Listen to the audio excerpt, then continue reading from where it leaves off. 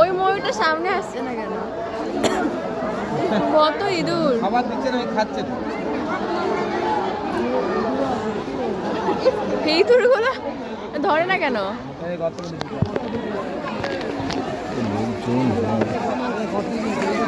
ভিড় প্রচন্ড, ভিড় প্রচন্ড প্রচন্ড ভিড় চিড়িয়াখানায়। আজ সোমবার, এখন তো পরীক্ষা সবার শেষ, এই জন্য একটা পিকনিক একটা পরিবেশ। সবাই এসছে, বিভিন্ন সবাই জলযোগও করছে, পাশাপাশি চিড়িয়াখানা উপভোগ করছে। ডিসেম্বর মাস, এটা একটা সিজন টাইম, এর জন্য প্রচুর দর্শক এসেছে, অগন্তি দর্শক।